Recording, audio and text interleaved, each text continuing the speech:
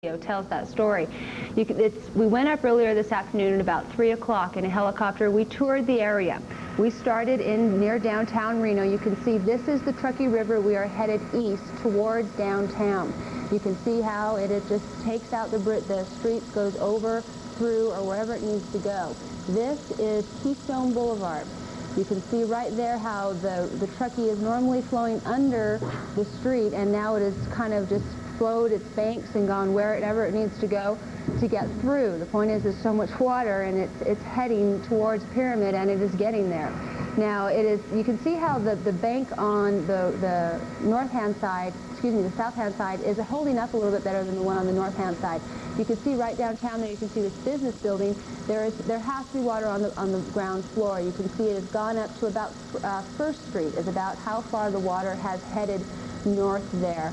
You can see that going towards downtown. You can see there is the Columbo's block garage right there, where normally the rink by the river sits next to the river. You can see right there, that is the Sierra Street Bridge. It is underwater. That is debris on top of the road there and next to the road. That right there is Virginia Street. You can see the Mapes Hotel right there. And it was really, the downtown had changed. The look of downtown had changed so much that it was landmarks like this kind of directing you, knowing where you were. That Center Street right there, the construction there, and that right there is 2nd Street with the Automobile Museum there on your right-hand side. Now you can see that at least a block up is the ground level floor of all these buildings is underwater. Parking garages, small hotels, large hotels, business parks, everything is underwater at least a few feet. It goes back at least a block to First Street, and there along with the First Interstate Bank building, that area. The parks are underwater. Everything is underwater. This is heading out towards Sparks. You can see now this, I believe we are heading back towards town from Sparks. We'll be heading west towards downtown. You can see right there. Once again, you can see right there in the distance there, you can see the 2nd Street Bridge and the Automobile Museum on your right-hand side. Right there is 2nd Street, and it's underwater. That's incredible. It certainly is. Shalise, it's amazing to note the amount of debris that seems to have piled up along the bridges. You get a tree that size, a tree trunk that size, barreling down the Truckee with that amount of force. That is an incredible battering ram. And that is part of why the water is going over the bridge, just not the fact that there is so much water, which is definitely the contributing factor here, but you get a log jam, literal log jam at the front of those bridges there, and the water just has to go somewhere, and it is incredibly forceful. You can see the park right there. You can see, I believe that green top is the stage. That's normally the stage at Winfield Park. Right. Gosh. And it is underwater. You can see just the look of downtown has changed. Now, if we can take a look at the airport, we swung by the airport as well. There is the airport underwater. And that's why the airport is closed. If people are thinking it's the rain, it's not just the rain. There is the runway, the taxiways. And there are some jetliners there on some high ground trying to stay dry. We've been trying to make guesstimates at how high the water is standing in these deeper areas, Shalise, and all we can really do is use the airport, the ramps, and the planes themselves as kind of barometers. You can see right there kind of how high it is. Those are normally the ramps that you would take, like you said, Lise, to board and depart planes, to get on and off a plane. And you can see the water was right under the doorway there. And like you mentioned, that is airline doorway high. It's a graphic yardstick, isn't it? Earlier we had some ground video from the airport as well, and when vehicles could move, and that was a big if, they were leaving large wakes behind them, which is, definitely boat country, not vehicle country. Now, if we can show real quick, I know we're starting to run out of time, but if we can go to I-80, I want to show you guys the mudslide that's covering the roadway there. Actually, we don't have time for that, but the roadway is closed, the mudslide, and it really, really shows you we are isolated here. The airport is closed, the roadways are closed, Amtrak isn't running, the buses aren't running, and this is going to be, I think, quite far-fetching in its effects, not only today, the floodwaters, but cleaning up and supplies and the whole bit. Shalise, you made a very good point earlier. Make sure the structures, bridges, and so forth are safe before we allow the citizens back in. That's going to be the first order of business, and then probably beginning over the weekend we'll start to assess the damage. But at first we're going to make sure that the citizens are safe. So it'll be a very, very busy couple of 3 or 4 days here, assuming that the rain continues not to be a problem for us. Also, real quickly, the City Hall today, Reno City Hall, shut down about 2 o'clock, sending employees home. Is there any word yet? Have you made a decision about what employees should do tomorrow about reporting to work? Speaking just for myself, they should report to work. Again, we only let non-essential people go at 2 in the afternoon, and we thought that was appropriate. We would expect all of our employees to show up tomorrow. This is what the city is for, and we try to provide a high level of service to the citizens, and I think they come to expect it, and we've got an outstanding group of people here in the city of Reno, as well as the county and city of Sparks, and I know all of our troops will be on hand. Quite a much more optimistic picture, though, than what we were talking about this morning. Yeah, it looks pretty good this morning. It's not headlights that illuminate this stretch of westbound Interstate 80. Cars aren't allowed here. Instead, construction crews are taking up both lanes. Here's why. During the flood, part of the freeway eroded away and fell into the Helms Pit. The ditch overflowed, came in here, went over a dike that was constructed, and created a waterfall situation into the side of the Helms Pit. The waterfall started by cascading over this edge of the pit, and it eroded itself back towards the freeway. Now NDOT is paying Granite Construction $1.7 million to fix the problem. Here's a closer look at what they're dealing with. This cliff is 85 feet high. In order to repair the road, they're going to build a rock platform next to the freeway. This will be used as a solid scaffolding to support engineers fixing the road. Crews are racing the clock. The face of the hole is a sheer cliff composed of sandy silt, which will cave in further as it dries out. This is what could happen. The erosion could work its way under the entire width of I-80, completely closing it.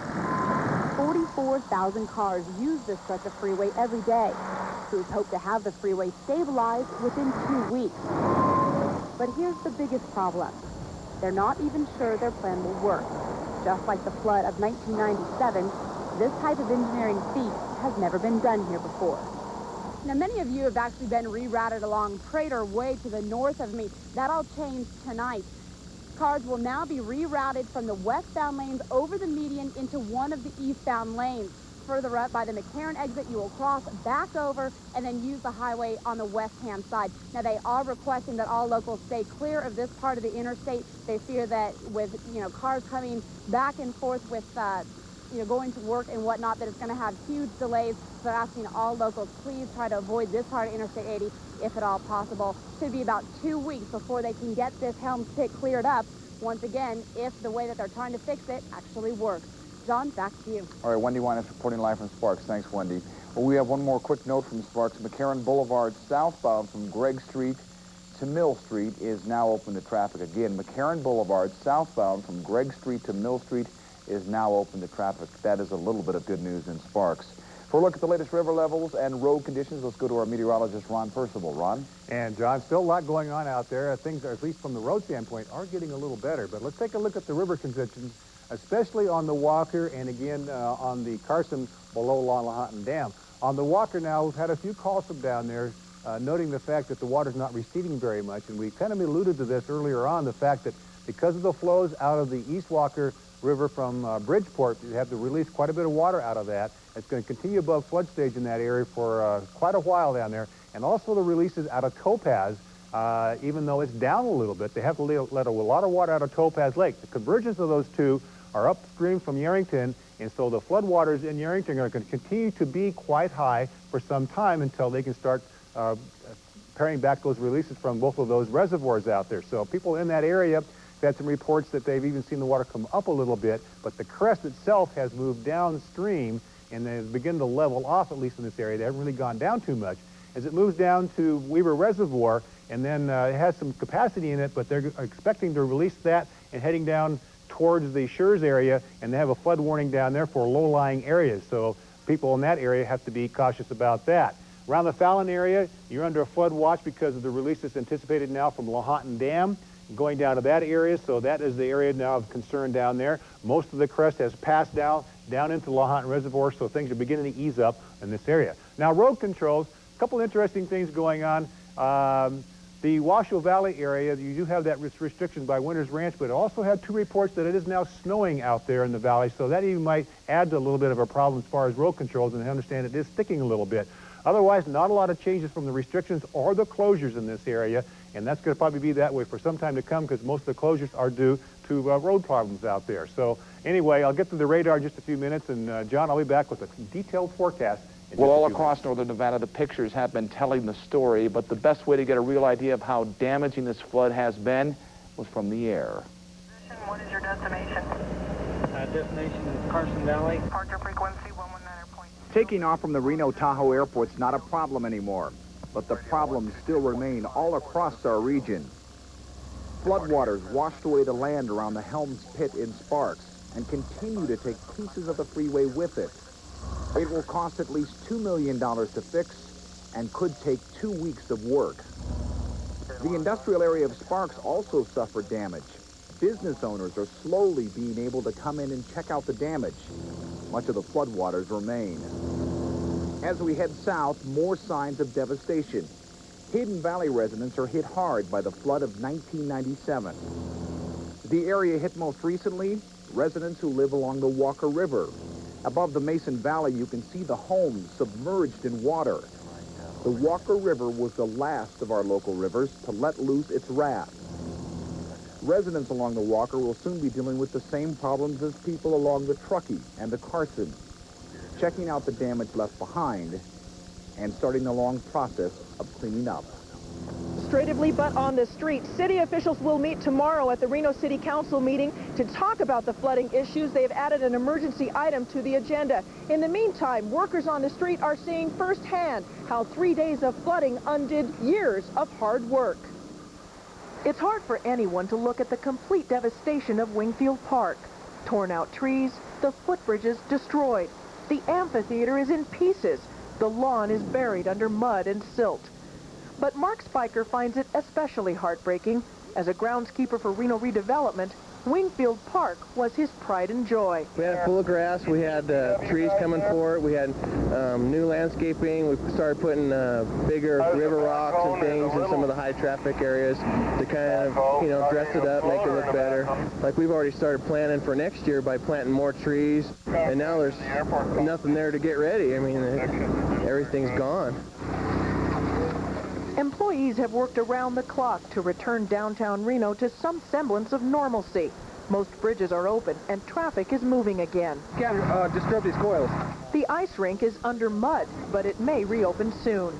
City workers aren't just cleaning up the mud, they're also trying to track down property that was carried away by floodwaters. This 1,000-pound planter ended up on Virginia Street, but it started out a block away on Sierra Street. Authorities will discuss cleanup and funding at Tuesday's City Council meeting. Paperwork will demand much of their time for months to come.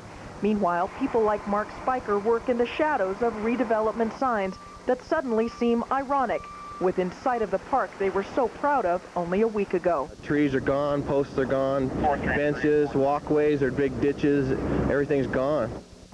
Now, throughout all of our flood coverage for the past few days, we have been talking to these workers, and I know they were working 12-hour shifts. Now they have cut back to 10-hour shifts, and they tell me they are finally starting to get some rest. Lisa and Bill? But, Vicki, they were working really long shifts even before the flood hit, weren't they? That's right. If you remember during the snows, they were down here cleaning up after that. They were also assigned to clean up after the New Year's Eve celebration, so we swung right into the floods after that. Some of these people have worked for weeks without a day off.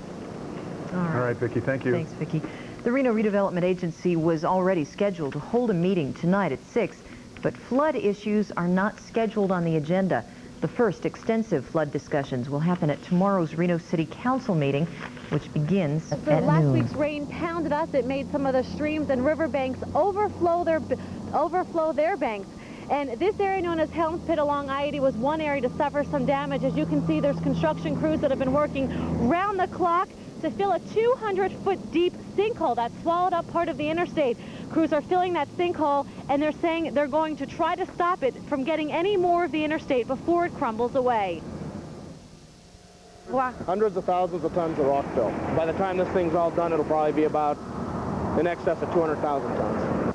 All that's what's needed to fill this gaping sinkhole, about 200 by 200 feet wide and 85 feet deep. As it grew, it tore off part of the interstate. The director of the Nevada Department of Transportation says he's never seen anything quite like this. This is indeed a 100-year flood. I guess this is the sort of damage you expect once in a lifetime. Anything that you learned from something like this that maybe 100 years from now we could do a little bit differently? I don't have anything that I know of. I mean, Mother Nature's Mother Nature. It's this damage that's reduced Interstate 80 to 2 lanes in both directions. It will stay that way for the next 2 weeks.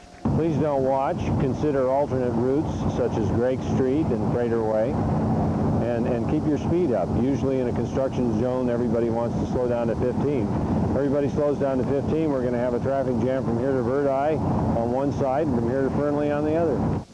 Now, as you can see, crews are working around the clock, and they're telling me that this cold and dry weather is helping them tremendously. The reason for that is because it's letting them dry everything out and letting them pile more and more dirt, as you can see. And I just spoke with some of the crews, and they told me they're a third of the way done, and they're already ahead of schedule, only 2 days into this construction process. Lisa and Bill?